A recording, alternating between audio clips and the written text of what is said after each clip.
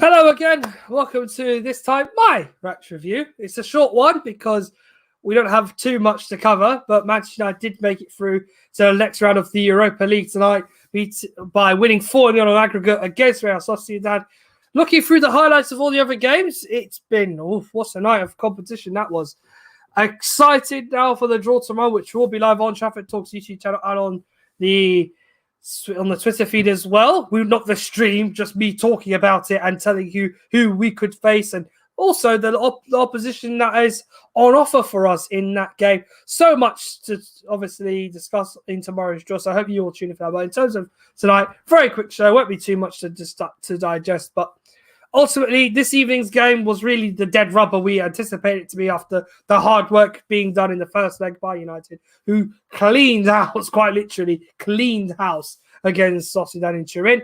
So, few different faces on tonight. We saw Ahmed make his debut at Old Trafford in a red shirt for the first time, so that was great to see.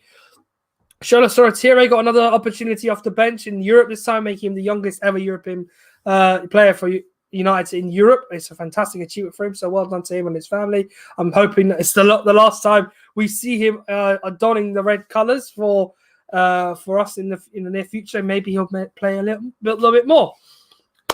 Another thing to take into account was the performance of Axel Tuanzebe, despite the fact it was a nothing game. He did come on, he played very well. Eric Bailly and Victor Lindelof played a solid game tonight, and it's clear to see a lot of calls for Eric Bailly to be in the team on Sunday against Chelsea. Whoever partners Maguire on Sunday will have a big role to play, so we'll have to wait and see who will be the nominated figure in the ranks on Sunday for Ollie's team. A lot of players still out as well, with Alexa McTominay, Van der Beek and Cavani also out at the moment with injuries, but we're hoping to see them all available on Sunday afternoon. Outside of that, this game didn't really live up to much of a hype because, as I've said, it really was done in the first leg, all in Turin last week. So, looking to the draw tomorrow, lots of tough opposition, which I did discuss very briefly with the likes of Kai and Mehdi, who we could face. And again, I'll go into more in-depth view on them tomorrow morning. But in terms of tonight, likes of Ajax, the likes of Shakhtar, Villarreal, Spurs, Arsenal, Olympiacos, Roma and Milan, Olympiacos I could say as well, and Rangers are all difficult sides, tough teams, and each of them have a good run of form in respective positions in their domestic leagues as well.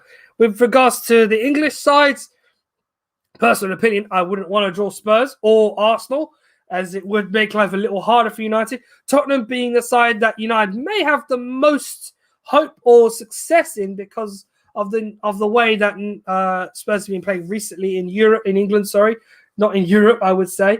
They certainly have a good opportunity. Mehdi's forgotten to add something from the show. Forgot to say, I feel like Dean has earned a run of games, but Ollie doesn't trust him.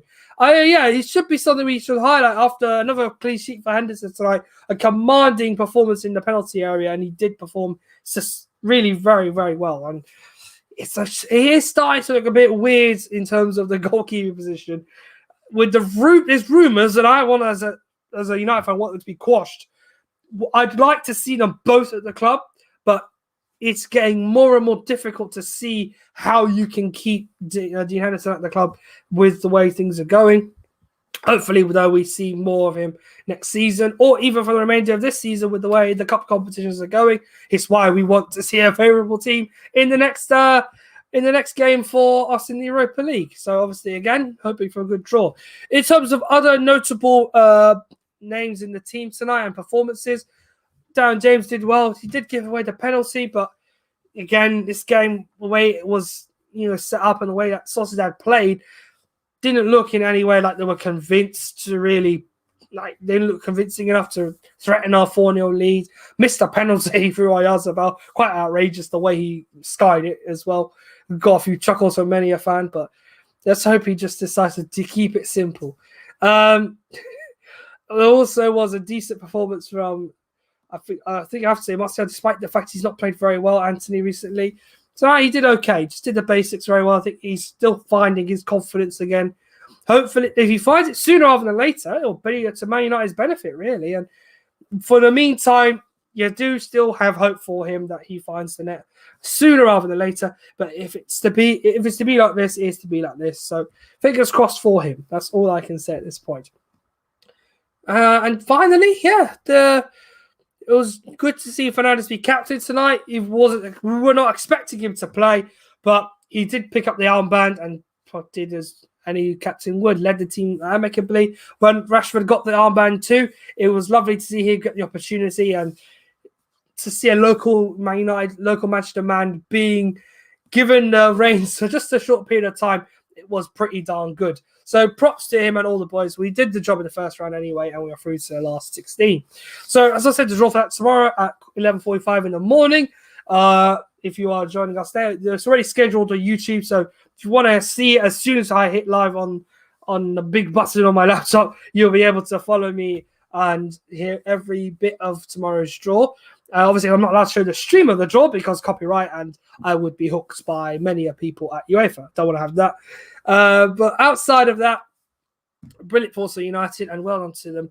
Looking ahead to Chelsea now, huge game on Sunday. We're hoping to see some of the names I mentioned earlier, like McTominay, Cavani, Van de Beek, hopefully fit for that. So the options start to come up again. More importantly, in terms of Cavani and McTominay, because they are two of the starting players at the moment.